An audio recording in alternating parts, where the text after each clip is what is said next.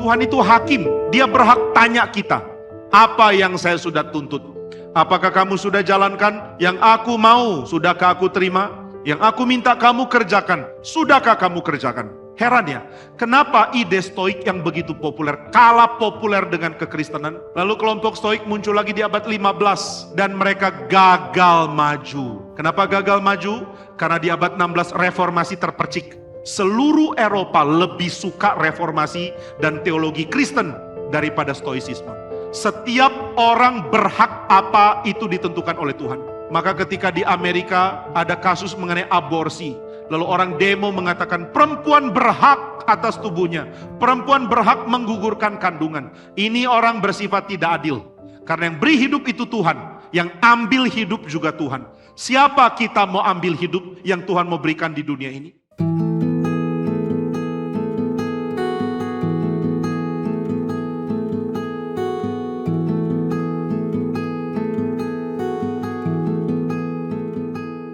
Kitab Mika, satu bagian dari Minor Prophets. Saya bacakan Mika 6 ayat yang ke-8 bagi kita semua. Hai manusia, telah diberitahukan kepadamu apa yang baik, dan apakah yang dituntut Tuhan daripadamu. Selain berlaku adil, mencintai kesetiaan, dan hidup dengan rendah hati di hadapan Allahmu. Saudara, kalimat ini adalah kalimat yang unik, karena diletakkan di tengah-tengah peringatan Tuhan bagi Israel. Tuhan peringati Israel. Tuhan marah kepada Yehuda. Tuhan murka kepada umatnya. Engkau tidak setia kepada perjanjianku. Engkau tidak jalankan yang Tuhan mau. Bahkan Tuhan mengatakan inti dari dosa dari seluruh umat Israel adalah tempat utama mereka. Di manakah dosa Yehuda? Yerusalem. Tempat paling utama jadi tempat paling berdosa. Tempat paling penting jadi tempat paling melawan. Tempat paling diagungkan karena kekudusan jadi tempat yang paling melawan Tuhan. Ini jadi seruan yang sangat menakutkan. Sebab Tuhan mengatakan, apakah celah dari Israel? Celah dari Israel itu Yehuda dan Yerusalem. Apakah dosa dari Yehuda? Dosa dari Yehuda adalah Yerusalem. Saudara, di dalam kitab suci setiap kitab punya keunikan berbahasa yang indah sekali. Keindahan yang sekaligus menyeramkan. Karena ketika Tuhan menyatakan firman-Nya, banyak peringatan yang menakutkan Tuhan berikan. Kadang-kadang kalau kita baca kita menjadi takut. Kenapa Tuhan begitu keras? Tuhan kenapa menghukum? Tuhan kenapa menyatakan murka? Tuhan kenapa menghabiskan umat-Nya? Kenapa tidak penuh dengan berita damai saja? Kalau kita baca Yeremia, nabi-nabi palsu mengatakan damai sejahtera, damai sejahtera, damai sejahtera.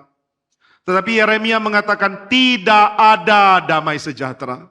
Di dalam kitab Yesaya, nabi palsu mengatakan kita memuji Tuhan bersama-sama. Mari berkumpul di gunung yang kudus. Mari sembah Tuhan. Mari nyatakan terpujilah Tuhan dan belas kasihannya. Tapi Yesaya mengatakan kurus merana aku. Semua pendosa tetap berdosa. Semua penggarong tetap menggarong. Semua penjahat tetap jahat. Jadi di mana sejahtera yang kamu bilang itu? Kita merana, kita tidak ada dalam keadaan baik. Jadi nabi-nabi ini seperti agen berita yang menakutkan. Sedangkan nabi-nabi palsu penuh dengan hiburan yang out of place. Hiburan itu penting, tapi jika hiburan diberikan di tempat yang salah, hiburan itu akan merusak. Perkataan yang baik itu baik, tapi perkataan yang baik diberikan saat yang buruk itu akan merusak. Maka Tuhan menyatakan murka yang mengerikan di tengah-tengah bangsa Israel, dan Tuhan mengatakan inti dari dosamu adalah tempat yang paling bagus, tempat yang paling suci. Kalau begitu di mana ada pengharapan? Israel sudah pasti akan dibuang. Siapa bisa tolong? Seperti tidak ada yang bisa tolong. Nah, ini ngerinya kitab-kitab seperti Yeskiel, seperti Yeremia, seperti Yesaya, dan juga beberapa bagian dari Minor Prophets, nabi-nabi kecil. Mika adalah salah satunya. Mika seorang nabi yang Tuhan bangkitkan untuk menegur Israel, terutama orang-orang Yehuda. Raja-raja Yotam, Ahaz, dan Hizkia adalah raja-raja yang Tuhan angkat jadi pemimpin. Salah satu dari mereka yaitu Hizkia, ini raja yang baik. Raja yang merayakan Paskah, raja yang mau taat kepada Tuhan, raja yang serahkan imannya hanya kepada Tuhan dan tidak kepada yang lain.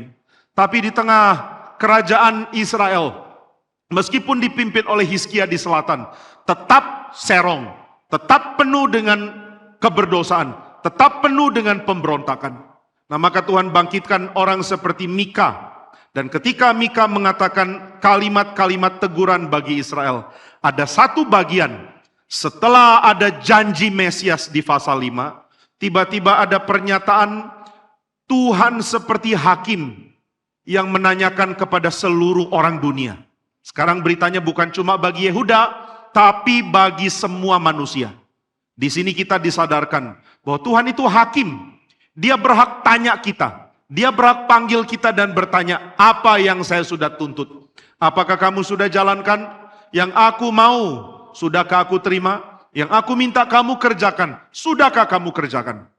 Saudara, kita selalu melakukan review terhadap hidup kita jika kita orang bijak. Orang bodoh tidak pedulikan hal ini. Pokoknya hidup senang, pokoknya hidup sukses. Tapi orang bijak selalu ukur diri. Saya berhasil atau gagal? Usaha yang saya kerjakan maju sesuai target atau mundur? Yang saya sudah kerjakan sesuai dengan harapan atau tidak? Siapa tidak lakukan ini, dia tidak sadar kalau dia mundur. Saudara, salah satu orang yang melakukan banyak pekerjaan, dia seorang pengusaha, dia juga seorang ahli di dalam bidang olahraga, menjadi komentator olahraga. Sangat sukses. Dia dibayar besar sekali. Puluhan bahkan ratusan juta dolar di dalam waktu beberapa tahun oleh Spotify. Lalu ditanya, apa yang bikin kamu sukses besar? Dia mengatakan, yang bikin saya sukses besar adalah saya adalah pengkritik diri saya yang paling keras. Orang lain kritik saya, kamu kurang begini, kurang begini, kurang begini. Dia bilang, oh kamu punya kritik jauh lebih dangkal dari kritikku terhadap diriku. Saya kritik diri saya keras sekali. Saya tidak suka yang saya sudah capai. Saya mau perbaiki. Saya mau dorong diri saya, kerjakan yang lebih baik. Karena saya kritik diri dengan keras, maka saya bisa maju. Nah saudara, kita perlu kritik diri. Apakah saya kurang? Bagaimana cara perbaiki? Apakah saya sudah terlalu lalai? Bagaimana untuk perbaiki ini semua? Termasuk gereja Tuhan. Umat Tuhan perlu ingat tuntutan Tuhan. Karena kadang-kadang kita berpikir bahwa menjadi Kristen penuh dengan anugerah. Menjadi orang yang beribadah dan melayani di gereja penuh dengan anugerah. Aku kerjakan apa yang saya mau, waktu saya suka. Tapi kita tidak sadar sisi tuntutan Tuhan. Tuhan tuntut, dan Tuhan mau kita kerjakan apa yang Dia tuntut. Nah saudara, saya tahu kita di dalam tradisi reform sangat-sangat menekankan keselamatan bukan karena pekerjaan. Keselamatan bukan karena perbuatan. Saya selamat karena iman. Berarti oleh karena imanku saya selamat. Saya tidak diselamatkan oleh kemampuan saya hidup dengan baik. Saya diselamatkan karena iman. Ini benar. Tapi setelah saudara diselamatkan, jangan lupa Tuhan tetap menuntut. Tuntutan Tuhan itu perlu supaya kita bisa menikmati hidup. Nah ini seperti paradoks. Kenapa Tuhan tuntut saya? Supaya kamu setia. Kalau saya sudah setia, siapa yang untung? Yang untung bukan Tuhan. Tuhan tidak memerlukan kesuksesan kita. Pernahkah saudara kedatangan malaikat yang mengatakan terima kasih untuk kesuksesan pelayananmu di tahun 2022? Mungkin malaikat datang ke rumah saudara, diketok pintunya. Malaikat muncul di depan, malaikat mengatakan, thank you for your achievement. Terima kasih untuk pencapaianmu. Tuhan surganya makin berkembang. Kerajaannya makin baik karena engkau sudah lakukan baik sekali. Ini penghargaan bagimu. Tidak. Tuhan tidak datang ke rumah saya lalu ketuk mengatakan, Tuhan sudah sangat diberkati dengan khotbah-khotbahmu. Enggak perlu. Tuhan tidak perlu kita. Lalu kenapa Tuhan tuntut? Kenapa Tuhan mau kita kerjakan dengan setia? Kenapa Tuhan mau kita melakukan dengan sebaik mungkin yang Dia mau? Karena kita perlu itu. Saudara dan saya perlu bertindak baik demi apa? Demi damai sejahtera Tuhan di tengah-tengah bumi. Nah ini hal yang penting sekali untuk kita tahu. Tuhan tuntut kita bukan untuk Tuhan. Lalu Tuhan tuntut kita untuk siapa? Tuhan tuntut kita untuk sesama kita. Tuhan mau kita kerjakan sesuai tuntutan Dia. supaya orang yang tinggal di sekitar kita menjadi penuh damai oleh karena Tuhan beranugerah. Nah, ini berarti cinta Tuhan kepada manusia berbanding sama, bukan berbanding berlawanan ya. Cinta Tuhan kepada manusia paralel dengan tuntutan Tuhan kepada manusia. Tuhan mencintai anak-anak saudara, maka Tuhan menuntut saudara sebagai orang tua. Makin tinggi tuntutan Tuhan kepada orang tua, menunjukkan makin tinggi cinta Tuhan kepada anakmu. Kalau Tuhan tidak tuntut orang tua, Tuhan bilang santailah jadi orang tua, tenang aja. Saudara bilang, Tuhan haruskah saya ikut PA? Tuhan bilang, nggak apa-apalah. Sudah ngerti Yohanes 3 ayat 16 kan? Sudah. Sudah hafal? Sedikit hafal, nggak apa-apalah. Boleh tidak ikut PA? Boleh. Boleh tidak ngerti teologi? Boleh. Boleh tidak terlalu kuasai Alkitab? Nggak apa-apa. Tidak. Tuhan tidak akan bilang gitu. Tuhan akan katakan kepada orang-orang yang mau menikah, atau yang sudah menikah, atau yang mau jadi orang tua, atau yang sudah jadi orang tua. Kamu harus rohani bertumbuh. Kamu harus mengerti kitab suci. Kamu harus hidup suci. Kamu harus setia kepada Tuhan. Kamu harus mengerti kitab suci dengan benar. Kenapa Tuhan? Karena aku mencintai anakmu. Aku tidak mau anakmu dibesarkan oleh orang tua yang tidak mengenal Tuhan. Aku tidak mau anak-anak dibesarkan oleh orang tua yang serong imannya. Aku tidak mau anak-anak yang aku cinta dibesarkan oleh orang tua yang tidak tahu Alkitab. Jadi tuntutan Tuhan kepada orang tua Kristen adalah karena Tuhan mencintai anak-anak. Tuntutan Tuhan kepada para suami adalah karena Tuhan mencintai istrimu. Tuntutan Tuhan kepada istri adalah karena Tuhan mencintai suamimu. Jadi Tuhan harus menuntut. Tuhan mau tuntut kita dengan ketat karena dia cinta orang-orang di sekitar kita. Sadarkah kita akan hal ini? Kekristenan menjadi longgar karena menganggap diri bebas tuntutan. Kekristenan kan agama volunteer. Kalau aku volunteer untuk melayani, gereja harus terima. Entah pelayananku sembarangan atau pelayananku baik. Ini kan pelayananku. Nggak apa-apa dong. Saudara, satu kali ketika di Bandung ada perbaikan di satu tempat. Seorang yang atur perbaikan itu mengatakan, pokoknya saya atur perbaikan, saya nggak usah dibayar pun nggak apa-apa. Tapi pengurus mengatakan nggak bisa, kamu harus kami bayar. Nggak apa-apa, bukan. Kami mau bayar kamu supaya kami bisa tuntut kamu. Kalau nggak dibayar bagaimana mau tuntut? Orang lakukan sebisanya. Bukankah ini adalah sumbangsiku?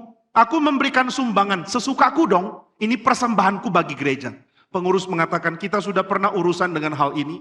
Orang mengatakan saya berbeban memberikan, ini persembahan. Lalu hasilnya jelek. Sudah jelek kita mau tuntut, kita sendiri yang sulit. Wah, ini kok hasilnya jelek ya. Bolehkah diperbaiki?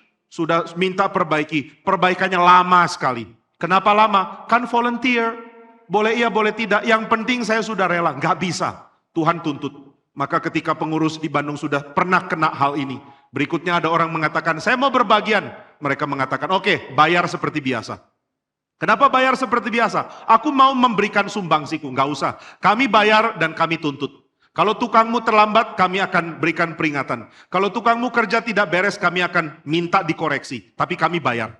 Nah saudara, ini yang Tuhan mau kita lakukan. Saya kerjakan hidup saya dengan sebaik mungkin. Kenapa? Karena Tuhan cinta orang lain. Kenapa pendeta mesti khotbah dengan baik? Karena Tuhan mencintai jemaat. Tuhan tuntut saya, hey Jimmy, khotbah jangan main-main. Kenapa Tuhan? Aku kan volunteer, aku toh melakukan pelayanan. Gak bisa, harus serius. Saya tuntut standar paling tinggi. Kenapa mesti tinggi? Karena aku mencintai jemaatku. Kalau Tuhan tidak mencintai saudara, Tuhan biarkan pendeta sembarangan. Waktu ditanya, Pak pendeta mau khotbah apa? Tergantung bisikan. Bisikan siapa? Bisikan liturgis. Bisikan siapa? Bisikan roh. Roh yang mana? Roh antah berantah. Nah ini yang banyak di gereja ya. Saudara jangan pikir semua gereja punya Roh Kudus. Kebanyakan itu roh antah berantah. Dari mana khotbahnya Pak Pendeta? Dari insting. Insting, dari mana insting? Dari feeling. Kenapa Pak Pendeta tafsirkan begini? Karena perasaan. Loh, kok perasaan? Apakah Bapak studi? Apa itu studi? Bapak baca komentari? Apa itu komentari? Bapak belajar teologi? Apa itu teologi? Ini langsung dari Tuhan. Gak beres. Pendeta seperti itu bukan dari Tuhan. Karena Tuhan akan memberikan pendeta yang serius, yang ketat, yang pelajar baik-baik, yang setia kepada kitab suci karena Tuhan mencintai jemaat. Nah itu sebabnya kita harus tahu satu fakta, Tuhan menuntut kita. Hei manusia, sudahkah kamu tahu tuntutanku kepadamu? Tuhan kenapa tuntut? Tuhan perlu saya? Tidak. Tuhan tambah baik karena saya? Tidak. Lalu kenapa Tuhan tuntut? Karena Tuhan cinta orang-orang di sekelilingmu. Kenapa Tuhan tuntut dokter harus kerja teliti, serius, bertanggung jawab, mati-matian kerja? Karena Tuhan cinta pasienmu. Saudara bertanggung jawab bukan sama rumah sakit, tapi sama Tuhan. Orang yang kerja, melayani sesama, dia bertanggung jawab ke Tuhan. Kerja apapun, saudara bertanggung jawab ke Tuhan. Karena Tuhan mencintai orang-orang yang saudara layani melalui pekerjaan saudara. Maka ini hal pertama yang saya mau ingatkan dari khotbah hari ini. Hai manusia, telah diberikan kepadamu apa yang baik dan apakah yang dituntut Tuhan daripadamu. Tuhan menuntut. Tuhan mau yang baik. Tuhan tuntut saya kerjakan apa? Yang baik. Apa itu baik? Di dalam kitab Kejadian, baik adalah penilaian yang Tuhan berikan kepada seluruh sistem yang bekerja di dalam ciptaan. Seluruh sistem bekerja baik, seluruh ciptaan relasinya terjalin baik, Tuhan mengatakan baik. Nah, jadi baik adalah ketika seluruh ciptaan bekerja bersama sesuai dengan yang Tuhan mau. Saudara lihat di dalam kitab suci, ketika Tuhan mencipta, hal pertama yang Tuhan jadikan itu terang. Dan Tuhan mengatakan terang itu baik. Setelah itu Tuhan menciptakan darat dan Tuhan mengatakan ini baik. Tuhan menciptakan manusia di hari terakhir dan Tuhan mengatakan sungguh amat baik. Jadi baik adalah penilaian Tuhan. Tuhan punya penilaian, bukan saya punya penilaian. Saya bisa punya standar baik versi saya. Tapi Tuhan tidak mengatakan, hei manusia, kerjakan standar baikmu. Tidak. Tuhan memberikan standar. Maka kalau dikatakan Tuhan, engkau menuntut aku untuk kerja sebaik apakah? Ada standarnya. Maka kita mesti terbiasa dengan standar. Saudara dan saya mesti terbiasa dengan penilaian orang lain, supaya penilaian saudara tentang diri saudara tidak menjadi subjektif. Orang kalau nilai diri bisa terlalu kejam, lalu dirinya minder. Orang yang keras menilai dirinya juga tidak baik. Tapi orang yang terlalu longgar menilai dirinya, anggap apapun yang dia kerjakan sudah baik, ini pun salah. Satu kali ketika kami para hamba Tuhan dikumpulkan oleh pendeta Stephen Tong, dia mengatakan, apakah khotbah kalian maju? Wah, kita bingung, khotbah kita maju atau enggak ya? Lalu kita ditanya satu-satu. Paling susah jawab pertanyaan Pak Tong itu kalau kita ditanya satu-satu pertanyaan-pertanyaan yang sulit kayak begini. You mulai dari you jawab, menurut you khotbah you maju atau tidak? Saudara kalau jadi pendeta ditanya gini jawab apa ya? Khotbahmu maju atau tidak? Saya sih melangkah maju waktu khotbah. Apakah ini dihitung maju? Menurut you khotbah you maju atau tidak? Lalu ketika kita jawab, dia tanya lagi, menurut jemaatmu khotbahmu maju atau tidak? Waduh, jemaat bilang apa ya? Saya kurang tahu, Pak Tong belum lakukan survei. Maju atau tidak? Mungkin maju, mungkin tidak. Penilaian dari siapa? Siapa yang berhak mengatakan khotbahmu maju? Siapa yang berhak mengatakan kamu sudah improve? Wah, kita mesti tunduk kepada standar. Kita tidak bisa atur standar sendiri. Maka kita tidak bisa berpuas diri mengatakan, menurut saya sudah baik. Tapi kita akan tanya, Tuhan menurutmu saya sudah baik atau belum? Jadi Tuhan memberikan standar, dan standar itu dari Dia. Mari belajar bertumbuh, karena kita meletakkan standar bukan pada kita, tapi pada Tuhan. Ini kunci bertumbuh. Bagaimana imanku bisa bertumbuh? Kalau standarnya bukan saya. Kalau standarnya saya selalu anggap saya sudah cukup. Bagaimana khotbahmu? Lumayanlah. Bagaimana pelayananmu? Lumayanlah. Itu lumayan menurut siapa? Nah, jadi standar harus ada. Jangan bersifat subjektif. Jangan bangga kepada diri untuk hal yang diri lakukan menurut penilaian dan standar diri sendiri. Jadi Tuhan tuntut dan Tuhan mau dirinya yang menjadi standar. Lalu apa yang Tuhan tuntut dari manusia? Di dalam frase selanjutnya dari ayat 8, yaitu bagian 8C, dikatakan, selain berlaku adil, mencintai kesetiaan, lalu bagian terakhir, dan hidup dengan rendah hati di hadapan Allahmu. Oh, ini yang Tuhan tuntut. Dari semua hal yang saudara kerjakan, unsur ini harus ada. Entah saya hamba Tuhan, entah saya pengusaha, entah saya guru, entah saya pegawai, apapun yang saya kerjakan, unsur ini harus ada. 3 hal ini tidak boleh tidak ada. Karena Tuhan akan tuntut bukan hanya prestasi saudara di dalam penilaian sistem, tapi Tuhan juga akan tuntut motivasi saudara. Kenapa engkau maju pelayanannya? Karena aku ingin jadi berkat. Bagaimana jadi berkat? Dengan saya belajar berlaku adil. Saya belajar mencintai kesetiaan. Saya belajar hidup rendah hati. Nah, inilah 3 hal yang sangat penting yang berulang-ulang Tuhan nyatakan di dalam kitab suci. Di dalam kitab suci, Tuhan mau kita punya kebajikan. Nah, ini istilah pentingnya. Virtue. Di dalam dunia filosofi, virtue atau kebajikan ini kunci untuk menilai moral manusia. Apakah kamu orang yang baik? Oh, tahu dari mana saya baik? Jika engkau punya kebajikan, virtue. Di abad yang kedua dan juga di abad yang ke-15 dan 16. Ada ajaran populer, namanya ada ajaran stoicisme. Nah, stoicisme ini adalah ajaran yang populer dari zaman Yunani Helenistik. Jadi setelah Yunani klasik. Klasik itu ada 3 orang penting, yaitu Socrates, kemudian Plato, dan Aristotle. Setelah itu masuk di dalam periode yang disebut dengan periode Helenistik. Di dalam periode Helenistik, periode ini dipopulerkan oleh pengajar-pengajar Stoik. Kenapa Stoik ini populer ya?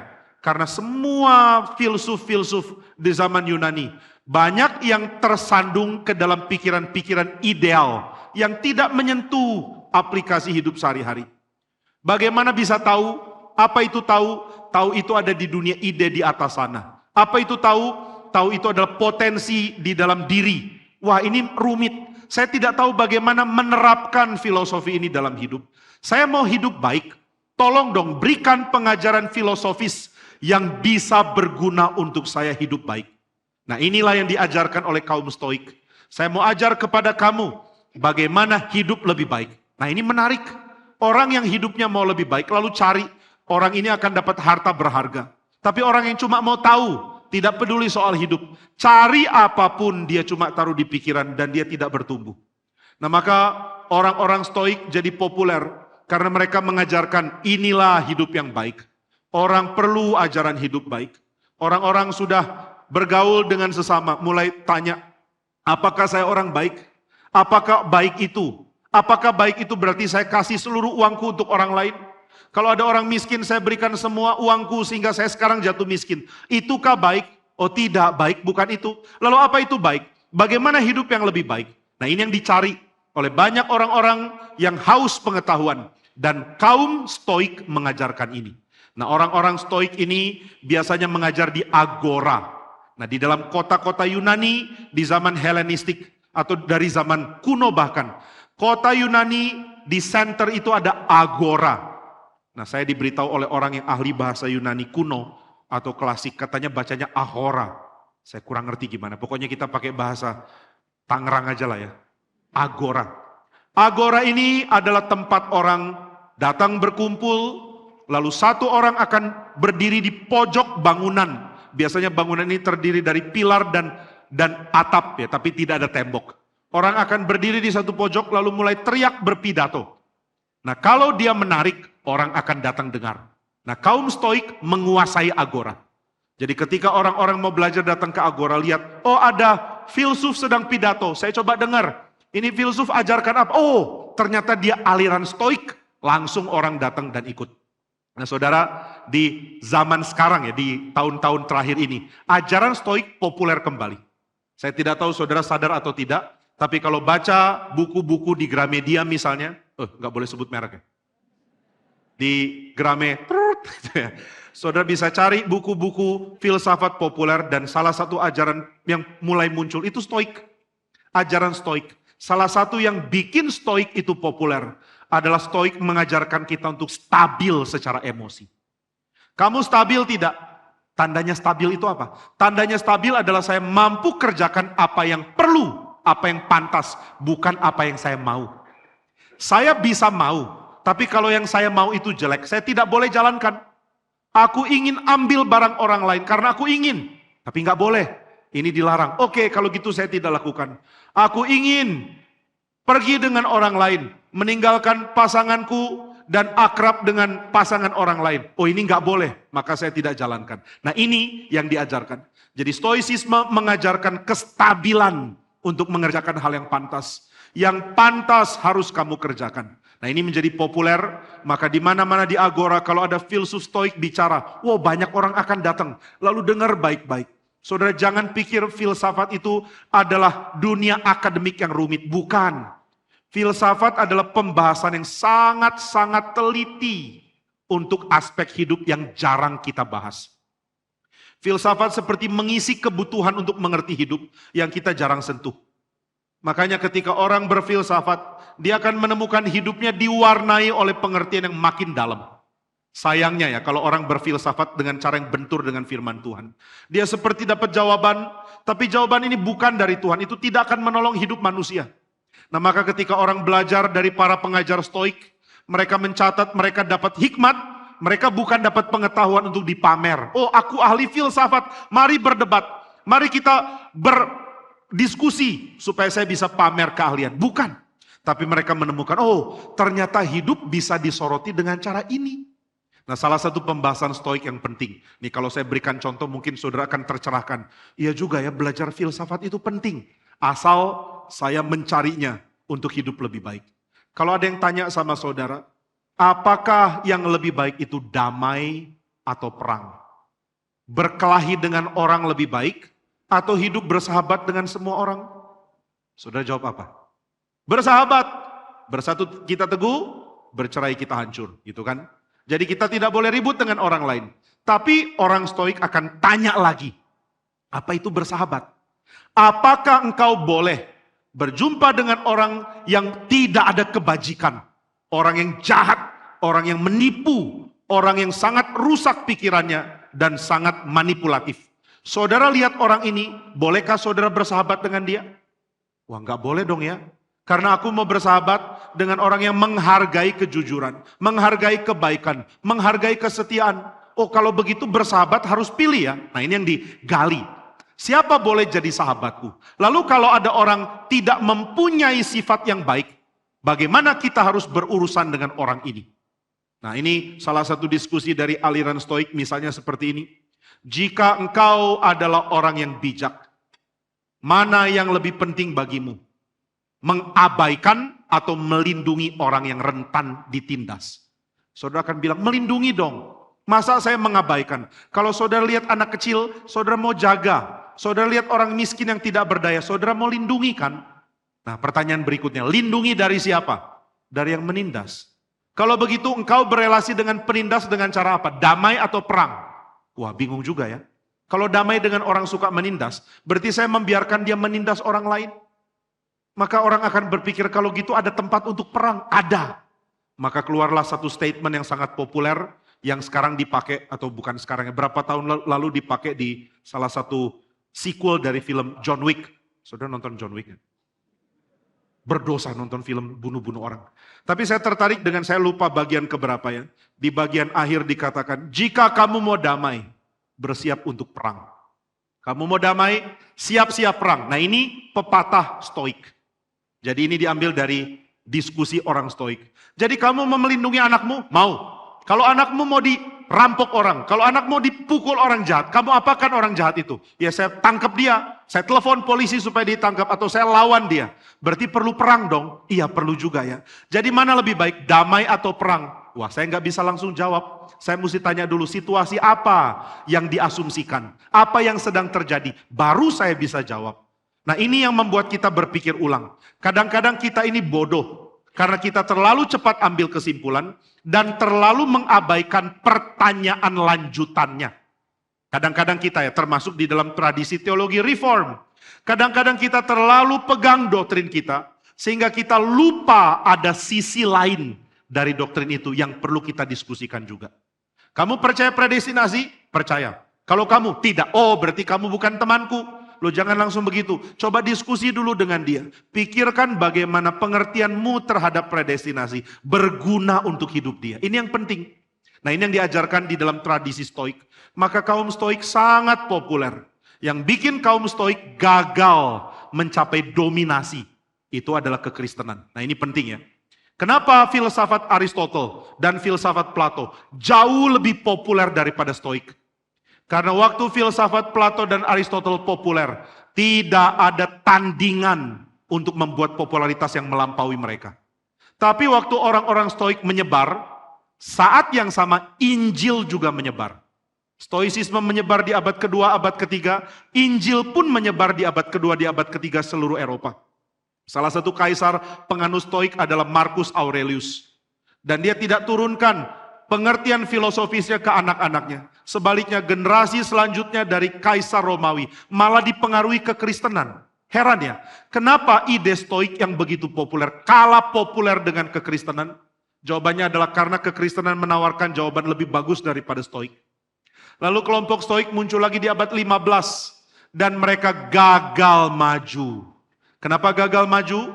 Karena di abad ke-15 popularitas dari reformasi mendadak meledak. Maaf, abad 16 ya. Jadi abad 15 Stoik kembali populer, abad 16 reformasi terpercik.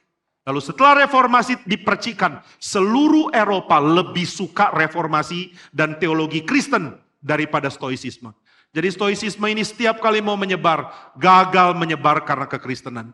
Loh, kenapa reformasi bisa lebih populer dari Stoicisme?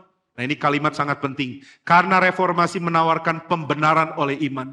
Reformasi menawarkan kedaulatan Allah yang memutuskan untuk mencintai kita. Dan ini memberikan jawaban lebih indah, lebih jitu untuk menjawab permasalahan manusia. Lebih daripada filsafat Stoik. Saya sangat senang dengar khotbah pendeta Stephen Tong waktu saya umur 21-22. Waktu saya baru bertobat. Kenapa suka? Karena saya melihat cara Pak Tong membahas Alkitab. Pak Tong tidak meremehkan ajaran dunia, lalu kasih Alkitab. Ini ajaran benar, yang lain sampah. Tidak. Pak Tong gali keindahan filsafat dari Asia, Eropa, bahkan India.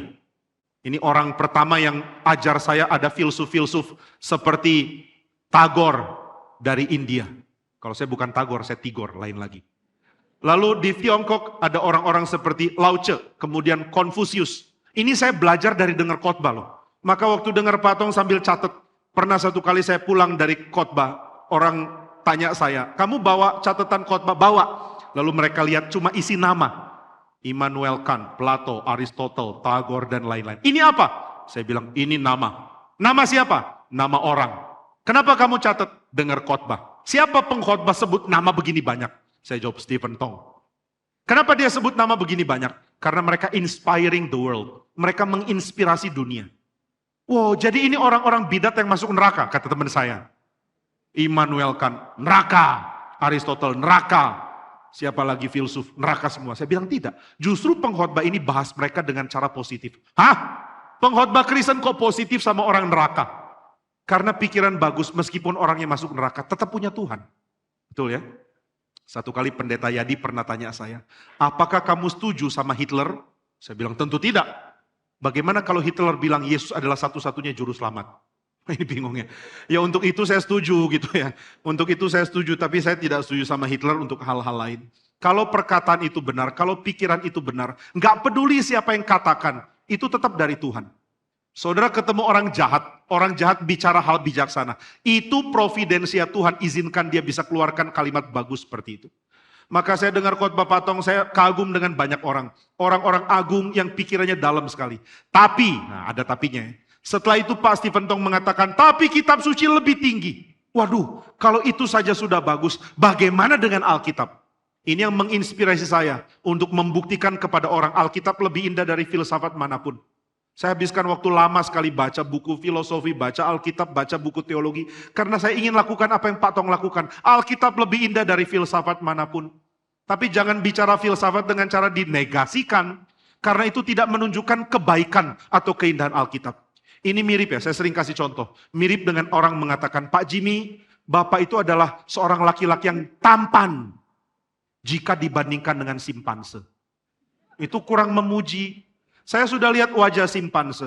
Lalu saya lihat wajah Pak Jimmy. Pak Jimmy lebih tampan dari simpanse. Ayo Pak semangat. Itu nggak bikin saya semangat. Sama kalau ada orang bilang filsafat itu jelek. Immanuel Kant itu masuk neraka. Filsafat dunia itu sampah jelek. Alkitab itu bagus. Itu seperti bilang simpanse itu jelek tapi engkau tampan. Tapi Pak Tong nggak bilang gitu. Dari semua filsuf-filsuf yang ajarannya tampan, yang pembahasannya indah, yang pikirannya begitu agung, tetap kalah dari kitab suci. Wah, ini memikat saya. Maka saudara, saya sarankan ya, jika GRI Karawaci mau menangkan banyak anak muda, jangan pakai pendekatan menghina dunia. Kalau pakai pendekatan menghina dunia, orang tidak tertarik. Dunia jelek, jelek, jelek, Alkitab agak lebih bagus. Itu kurang menarik. Tapi dunia bagus, bagus, bagus, Alkitab jauh lebih bagus. Ini yang membuat orang tertarik. Ada satu orang rekan saya berhasil saya pengaruhi untuk mulai menyukai Johann Sebastian Bach. Loh, kenapa Bapak bisa pengaruhi dia? Karena saya tahu semua drummer rock yang dia kagumi. Dia mau bicara soal siapa? Dia bilang John Bonham. Saya tahu siapa John Bonham. Mungkin saudara malah nggak tahu ya. Saudara kurang duniawi, terlalu rohani. Wah, dia mengatakan, saya sangat kagum sama Lars Ulrich. Saya tahu siapa Lars Ulrich. Lalu dia kaget, kok kamu tahu? Saya juga suka dengar. Hah? Pendeta reform suka dengar musik begini? Ya ada bagusnya. Dia mulai tertarik. Bayangkan kalau dari awal saya bilang, apa itu? Sampah. Oh sampah, ya sudah. Kamu sampahkan musikku, kamu sampahkan saya. Saya nggak mau dengar kamu lagi. Tapi saudara, memang ada musik yang sampah. Musik pop kebanyakan sampah. Nih, orang ahli musik pasti ngerti ya. Maksudnya orang yang ahli musik nggak tentu musik klasik lah. Orang ahli musik dunia pun tahu pop itu sampah. So sorry. Maafkan. Tapi fakta. Nah setelah dia dengar saya tahu musik-musik ini, dia diskusi dengan saya. Dan saya mengatakan sebagus-bagusnya musik itu, paling hanya membuat kita merasa semangat atau marah. Saudara dengar musik rock pasti semangat atau marah. Nggak ada dengar musik rock tiba-tiba ingin beribadah kepada Tuhan. Kamu sudah dengar Metallica? Sudah, apa perasaanmu mau saat teduh? Nggak ada. Nah tapi ketika saya bagikan, kamu perlu yang lain. Kamu memang bisa jadi semangat, kamu bisa jadi marah, kamu bisa seperti merasa hidup. Tapi kamu perlu aspek lain. Aspek apa? Aspek sorgawi. Apakah musik-musik seperti ini bisa turunkan sorga untuk kamu nikmati? Nggak bisa. Ayo belajar nikmati musik sorgawi. Nah baru dia kena. Nah jadi saudara sekalian, pakai metode ini ya. Filsafat dunia bagus, tapi dibandingkan Alkitab tidak ada apa-apanya. Stoicisme itu bagus, tapi dibandingkan kitab suci tidak ada apa-apanya. Mereka mengatakan, ayo manusia, kamu harus baik, kamu harus bijak, kamu jangan dipengaruhi perasaan. Ini stoik. Jika kamu marah, jangan bikin marahmu lebih tinggi dari akal sehatmu. Jika kamu sedih, jangan bikin sedihmu lebih tinggi dari akal sehatmu. Jika kamu takut, jangan bikin takutmu lebih tinggi dari akal sehatmu. Salah satu ajaran stoik mengatakan, hadapi rasa takutmu. Saudara takut apa? Mesti berani hadapi. Saudara takut kecoa, mulai sekarang kumpulkan kecoa. Setelah kumpulkan kecoa, saudara mengatakan, aku mau melatih diriku jadi seorang sage stoik yang hebat. Aku takut kecoa, sekarang mari hampiri aku. Gitu ya. Jadi saudara bilang, begini sama kecoa. Sini datang. Nah setelah saudara hadapi rasa takut, saudara naik kelas. Ini hal-hal yang kadang-kadang kekristenan lupa singgung ya. Kita cuma mengatakan, kamu lagi takut, Tuhan menguatkanmu. Lagi takut ya? Iya, Tuhan menyertaimu. Akhirnya kita dinina-bobokkan, tapi tidak diberikan semangat berjuang. Kamu lagi takut? Iya, hadapi takutmu bersama Tuhan. Kamu lagi takut? Menang dong, masa kalah terus. Jangan mau kalah, tapi jangan pikir kamu bisa menang sendiri. Mari minta pimpinan Tuhan. Nah itu sebabnya siapa yang berada di dalam keadaan yang kacau. Kadang cara Tuhan menangani lain dari cara dunia menangani. Orang lagi miskin, lagi kurang uang, aku kurang uang. Lalu Tuhan mengatakan, sekarang saya minta kamu melatih. Oke, latihan apa Tuhan? Aku kekurangan. Belajar memberi. Loh, kok belajar memberi? Siapa bisa memberi dari kekurangannya? Dia sedang belajar melewati kekurangannya. Dia sedang belajar menang terhadap kekurangannya. Ini pengertian penting sekali. Kamu takut apa? Kamu gagal di mana? Bangkit di situ. Kadang-kadang orang Kristen bangkit di tempat yang dia nyaman dan gagalnya di tempat lain. Ada orang pernikahannya gagal, tapi humasnya berhasil. Maka dia berlindung di balik humas. Memang sih pernikahanku kacau karena aku kurang bertanggung jawab. Tapi aku humas kemana-mana loh. Aku aktif. Ya kamu bagus di pelayanan dan itu baik. Tapi keluargamu rusak, kamu perbaiki itu dong. Jangan memperbaiki aspek lain waktu lukamu ada di tempat yang lain. Saudara punya borok di tangan, tapi saudara terus banggakan indahnya mata. Apa gunanya? Itu tanganmu kok borok begitu sudah bolong. Yang penting mataku indah. Coba lihat. Bagus bukan? Ini bau busuk apa? Itu dari tangan. Tapi jangan perhatikan. Mataku indah. Nggak bisa. Saudara punya luka di tangan. Sembuhkan tangan. Saudara punya luka di dalam aspek tertentu dalam hidup. Sembuhkan aspek itu. Jangan lari. Nah ini ajaran-ajaran Kristen yang sebenarnya melampaui stoicisme. Maka kalau stoik mengatakan jadi orang baik, apa yang menghalangi orang jadi baik? Kadang-kadang orang dihalangi jadi baik karena dia terlalu gampang marah. Karena dia terlalu tidak bisa tangani perasaannya. Akhirnya dia gagal jadi orang baik. Bagaimana caranya jadi orang baik kembali? Kalahkan perasaanmu. Maka stoik kadang-kadang berkait dengan mematikan perasaan. Bukan tidak berperasaan ya, tapi mengalahkan perasaan. Tapi saudara, kitab suci mengajarkan hal yang lebih penting. Dikatakan apa yang harus kamu perbaiki adalah apa yang Tuhan tuntut. Kenapa tuntutan Tuhan harus saya masukkan dalam hidup? Kenapa aku harus berjuang penuhi tuntutan Tuhan? Karena ketika Tuhan menuntut, Tuhan sedang menjadikan tujuan dari tuntutan itu damai bagi engkau. Jika saudara tahu yang Tuhan tuntut, lalu saudara kejar, saudara tidak mungkin tidak damai. Saya berjumpa dengan seorang pemuda ya. Dia dekat, dia pacaran dengan seorang yang bukan Kristen. Saya katakan ke dia, kamu harus tinggalkan orang itu. Dia dekat dengan orang berdarah Jepang. Jadi dia laki-laki, ini saya cerita pun gak apa-apa, saya sudah izin sama dia. Kemarin di NRIC Pak Billy ingatkan, kamu cerita-cerita tentang orang izin dulu loh. Ini saya kasih disclaimer, sudah izin. Dia bilang boleh diceritakan, tapi jangan kasih tahu nama. Jadi jangan tanya siapa ya. Dia dekat dengan seorang keturunan Jepang, seorang perempuan cantik sekali. Lalu dia jatuh cinta, tapi orang ini orang agnostik, tidak peduli Tuhan. Dia mengatakan, saya akan injili perempuan ini. Saya mengatakan, good, injililah, jangan pacari. Dia bilang, sekalian, strategi PI-ku adalah pacari lalu injili. Gak bisa, kenapa gak bisa? Karena kalau kamu pacaran, kamu serius mau menikah dengan dia loh. Lalu kalau kamu tidak merasa imannya sama denganmu, kenapa menikah dengan dia? Dia bilang, iya ini langkah berikutnya nikah, sekarang langkahnya penginjilan dulu. Kalau penginjilan jangan pacaran dong. Saya ingat perkataan dari seorang pastor Amerika, Paul Washer. Jangan melakukan dosa untuk mentaati perintah Tuhan. Jangan menjalankan kehendak Tuhan dengan cara melakukan dosa. Itu enggak benar. Di satu sisi saya menjalankan kehendak Tuhan. Pergilah beritakan Injil kepada semua makhluk. Tapi di sisi lain saya menghancurkan peringatannya dan menghancurkan perintahnya. Jangan jadi pasangan yang tidak seiman, tidak seimbang. Nah ini jadi nasihat yang saya berikan. Jangan. Lalu apa yang harus saya lakukan? Jadikan dia teman, jangan pacar. Sudah dekat, sudah pacar. Ya kalau gitu harus putus dulu. Waduh, masa diputusin? Dia sudah mau loh. Ya bagus kalau dia sudah mau, tapi jangan lanjutkan sebelum dia jadi Kristen. Wah dia sedih sekali. Lalu dia bilang kepada calon, saya nggak tahu calon apa ini, sudah pacar atau belum pacar. Pacar yang belum legal. Atau pacar yang belum disahkan sama pendeta atau apalah. Dia bilang ke ya perempuan ini, saya tidak bisa lanjut pacaran dengan engkau, kecuali engkau jadi Kristen. Perempuan ini katakan kalimat bikin dia kaget. Saya juga mau ngomong hal yang sama kamu. Hah? Ngomong hal yang sama, puji Tuhan. Mungkin dia sudah dengar khotbah atau apa mau bertobat, ternyata tidak. Perempuan ini bilang, saya pun tidak bisa lanjut dengan kamu kalau kamu terus jadi Kristen. Jadi saya harus jadi apa? Agnostik kayak saya. Agnostik itu apa? Agnostik itu berarti selamanya ragu. Loh saya sudah yakin Tuhan benar, kalau gitu kita nggak bisa lanjut. Jadi sekarang perempuan ini yang kasih ultimatum. Kalau kamu Kristen saya nggak bisa lanjut pacaran dengan kamu. Karena orang Kristen pikirannya sempit-sempit. Lalu laki-laki ini bilang, tahu dari mana orang Kristen pikirannya sempit? Perempuan ini bilang, itu yang saya tahu. Pokoknya orang Kristen pikiran sempit. Kamu tahu dari mana? Pokoknya. Ya, ini sama-sama sempit ya. Orang sempit ketemu orang sempit. Saling mengatakan yang lain sempit. Pokoknya saya nggak mau sama kamu kalau kamu Kristen. Orang ini bilang, saya juga nggak bisa dengan kamu kalau kamu tidak Kristen. Ya sudah kalau gitu kita bubar. Dia sedih sekali. Dan dia rasa hatinya kosong. Dia minta ngobrol dengan saya terus. Saya jadi stres. Ini orang lain yang kesepian, saya yang disuruh menemani. Pak ada waktu, mau jawab enggak juga gimana. Sebenarnya lagi sibuk tapi oke lah ada apa. Itu harusnya ada hintnya ya. Sebenarnya lagi sibuk tapi oke lah ada apa. Puji Tuhan Bapak lagi nganggur. Katanya ini Pak saya mau curhat. Saya telepon ya. Dia cerita, Pak hati saya rasanya kosong. Saya benar-benar gentar. Besok mau jadi apapun saya nggak tahu. Ini hati sudah benar-benar kacau. Saya kayak mau mati tapi nggak berani mati. Waduh gimana ya Pak? Saya tanya, ya nggak ada. Saya jawab, ya nggak ada gimana, jalanin aja hidup. Nggak bisa, saya nggak bisa jalanin hidup. Saya perlu seseorang untuk mendengar. Saya bilang, ini saya sudah jadi seseorang untuk dengar. Ayo cerita. Dia cerita 2,5 jam.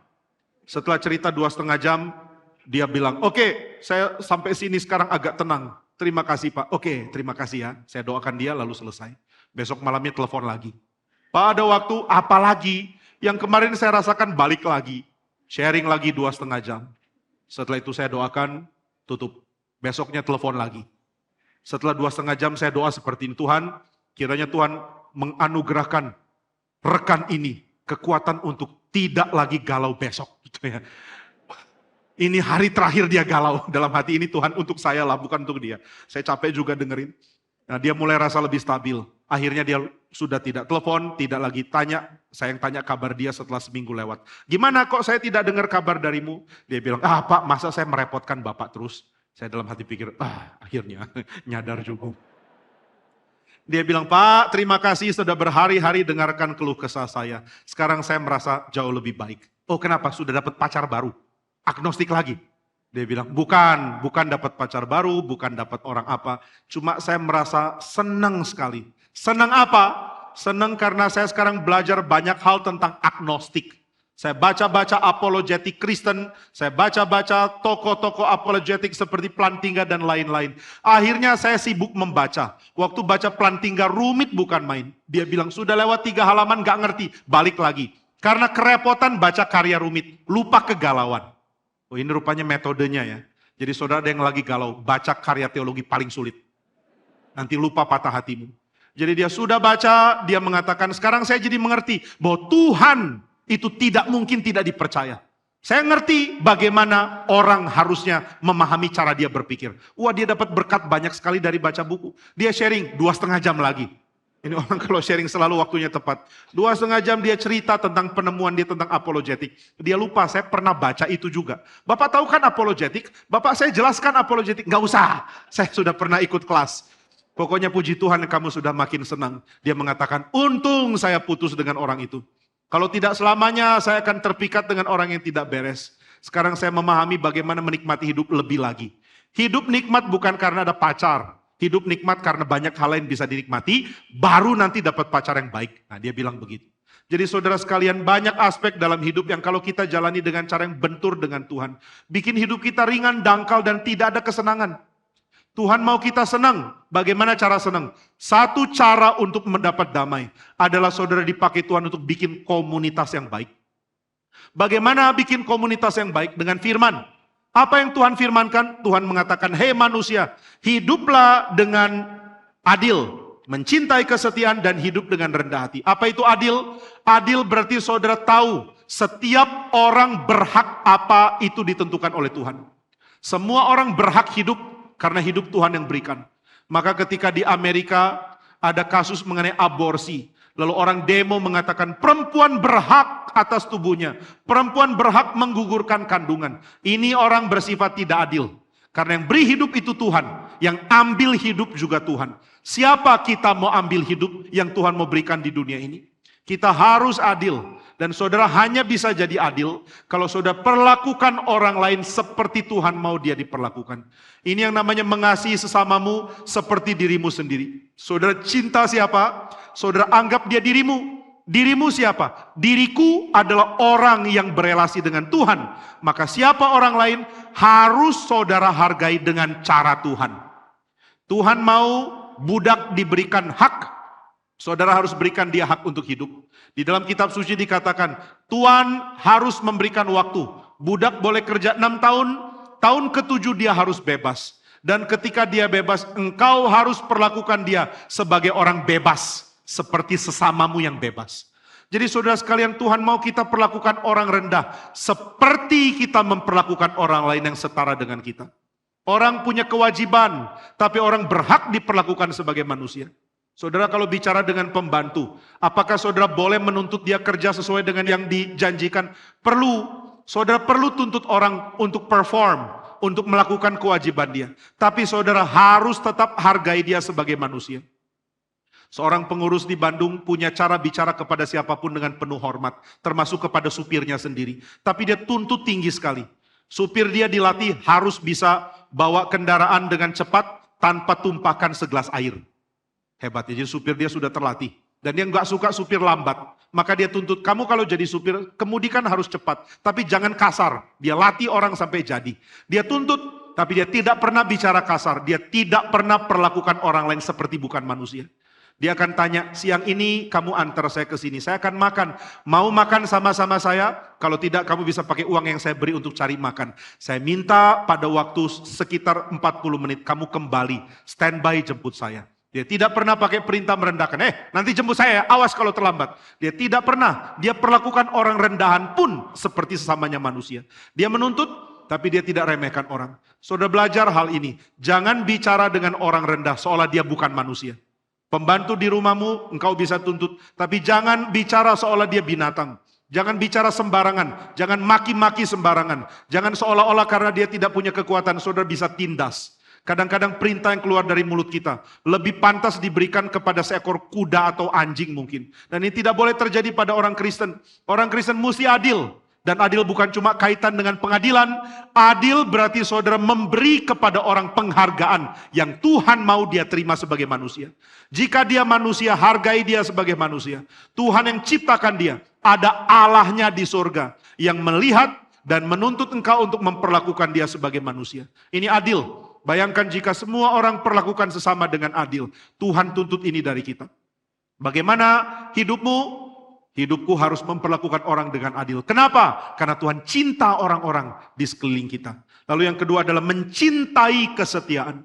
Apa itu kesetiaan? Kesetiaan berarti saudara akan menekankan komitmen ketimbang keuntungan. Komitmen ketimbang keuntungan. Saya sudah berkomitmen ikut Tuhan. Untung rugi bukan urusanku. Saya sangat senang karena di gerakan ini saya dilatih untuk tidak peduli saya dapat berapa. Saya pertama kali dengar ini dari pendeta Sucipto. Waktu pendeta Sucipto akan kerja, yang mau kerja tanya sama dia, kamu mau minta gaji berapa? Dia jawab dengan kalimat yang saya ingat terus. Dia mengatakan, maaf Pak, soal gaji itu urusan Anda. Anda tanggung jawab ke Tuhan. Berikan ke saya berapa, itu bukan urusanku. Urusanku kerja. Saya cuma tahu kerja, yang tentukan nilainya berapa bukan saya. Maka saya akan kerja keras bagi perusahaanmu, dan engkau yang tentukan kira-kira upah untuk saya berapa. Loh kalau saya kasih kecil mau? Dia bilang, silakan, saya siap. Saya kasih minim gimana? Ya itu urusanmu dengan Tuhan, bukan urusan saya. Nah ini yang saya ingat terus. Dan ketika saya akan ditempatkan atau saya akan ditaruh dimanapun, saya nggak pernah tahu apa yang akan saya peroleh. Pokoknya cuma tahu melayani. Nah maka saudara, apa yang saya kerjakan, saya mau pegang kesetiaan untuk memenuhi pekerjaan itu lebih daripada untung rugi saya. Kenapa kerjakan? Saya mau belajar setia. Kenapa berkomitmen? Mau belajar setia. Demikian orang melayani Tuhan di dalam gerejanya. Mari belajar setia. Saya punya komitmen bukan mengenai untung rugi. Ini juga termasuk ketika orang berelasi di dalam pacaran atau pernikahan. Kenapa menikah? Karena aku komit mencintaimu. Bukan saya mau tahu untung rugi saya kalau berelasi dengan engkau. Inilah mencintai kesetiaan. Yang ketiga yang paling penting adalah hidup dengan rendah hati di hadapan Allah. Kadang-kadang Tuhan membuat kita dilatih untuk tahu berapa kecilnya kita di hadapan Allah. Saudara dan saya ini makhluk yang luar biasa rentan. Kalau Tuhan mau kita mati, kita mati. Kalau Tuhan mau kita lockdown seluruh bumi harus lockdown. Ini terjadi 2 tahun lalu bukan? Kita tidak bisa keluar, kita tidak bisa bertemu satu dengan lain karena pandemi COVID. Lalu semua orang cuma bisa di rumah, bisnis hancur, keuangan hancur, perkembangan hancur. Ini terjadi karena Tuhan yang berikan. Tuhan hantam kemanusiaan supaya manusia tidak sombong. Maka saudara sekalian, mari kita belajar mengerti hal ini. Siapa tidak sadar dia makhluk yang kecil, dia tidak mungkin bisa menikmati pembentukan Tuhan. Hanya ketika dia sadar, aku perlu bergantung sepenuhnya kepadamu. Baru dia tahu apa artinya hidup dengan rendah hati di hadapan Allah. Nah 3 hal ini Tuhan katakan, dituntut Tuhan dari manusia. Lalu siapa yang paling bertanggung jawab kerjakan? Yang paling bertanggung jawab kerjakan ini adalah gereja Tuhan. Umat Tuhan yang paling bertanggung jawab untuk tunjukkan ini ke manusia lain. Hei manusia, Tuhanku menuntut engkau untuk adil. Tuhanku menuntut engkau untuk penuh belas kasihan. Tuhanku menuntut engkau untuk hidup rendah hati di hadapan Dia yang besar. Nah ini jadi suara gereja yang keluar. Ini penginjilan untuk memperkenalkan Kristus. Saudara menyatakan Tuhan mau kamu dihargai dan Tuhan mau kamu menghargai orang lain. Itulah sebab Dia mengirim Kristus. Itulah sebabnya Injil diberikan.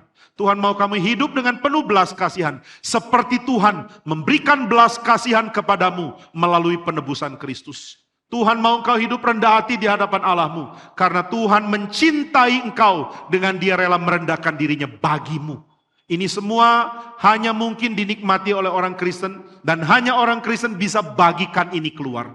Maka saya percaya ini tugas gereja di dalam kehadirannya di dunia.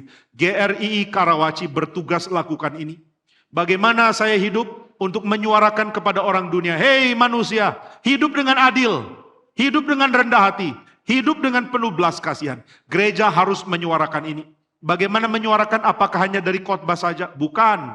Bukan hanya dari khotbah saja. Tapi juga dari contoh. Ketika komunitas kita adalah komunitas yang adil. Komunitas yang saling mencintai. Komunitas yang hidup rendah hati di hadapan Allah. Komunitas ini akan tarik orang untuk datang. Di talk show NREC kemarin.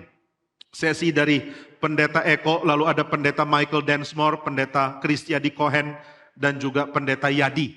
Ada pembicaraan yang sangat menarik. Dikatakan bagaimana cara orang menarik orang lain untuk mengenal Injil. Dikatakan cara paling menarik, bukan berita saja, tapi komunitas yang menerima. Saudara, kalau kita jadi orang Kristen yang merupakan komunitas yang suka terima orang lain, ini jadi kekuatan besar untuk bersaksi. Kesaksian itu bukan individu, bukan aku pergi memberitakan Injil sendirian. Kita nggak akan sanggup. Tapi kita pergi memberitakan Injil dengan di backup oleh gereja yang saling menerima satu dengan lain. Saya rindu ya di hari-hari ke depan, tahun-tahun ke depan, kita melayani Tuhan bersama dan kita dipakai Tuhan untuk menerima orang-orang lain. Orang-orang menikmati kekristenan bukan karena mereka diyakinkan oleh firman lebih dulu, tapi mereka diyakinkan oleh komunitas yang dibentuk oleh firman. Seperti apakah komunitas GRII Karawaci dibentuk oleh Tuhan oleh firman-Nya? Jika kita gagal menjalankan kehidupan yang saling menghargai, yang saling memperlakukan orang lain dengan keadilan, yang mencintai dan berbelas kasihan, dan yang hidup rendah hati di hadapan Tuhan. Jika kita tidak praktekkan itu, tidak ada orang akan terima Injil. Di dalam sesi sidang sinode, Pendeta Ivan membagikan prinsip penting dari Marshall McLuhan, yaitu medium and the message. Pesan selalu dipengaruhi oleh mediumnya. Saudara beritakan Injil, who are you? Siapa engkau? Siapa dirimu akan pengaruhi berita Injil?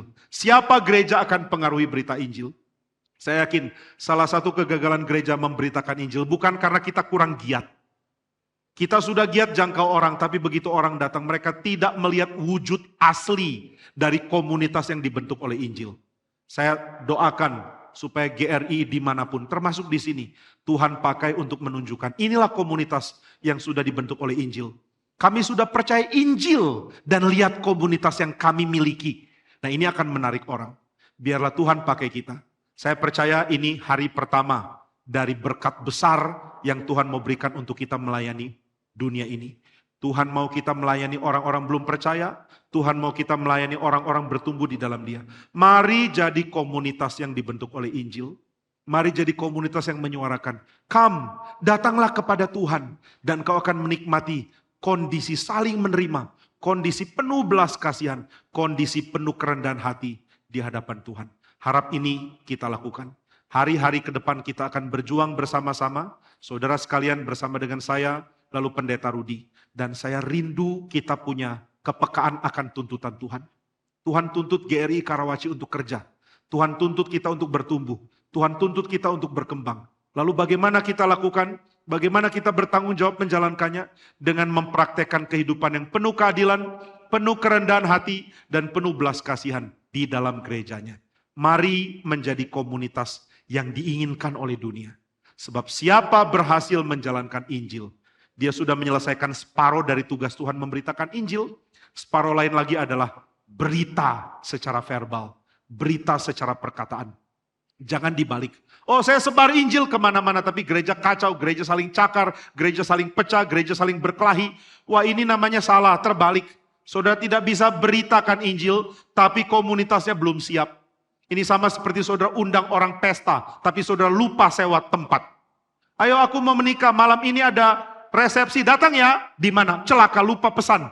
Terbalik, saudara jangan undang orang dulu, siapkan tempat dulu. Demikian gereja. Jadilah komunitas yang dibentuk Injil. Setelah itu berserulah kepada dunia. Biar dunia datang dan mengatakan, memang yang kamu alami menunjukkan Allah hadir di tengah kamu. Ini membuat gereja Tuhan diberkati oleh Tuhan. GRI Karawaci sudah mendapatkan berkat begitu limpah di masa lalu. Mari kita minta Tuhan memberkati kita lebih lagi demi kemuliaan Tuhan di hari-hari ke depan. Tuhan memberkati, mari kita berdoa. Bapa di surga, kami rindu menjadi orang-orang yang dihidupkan oleh Injil.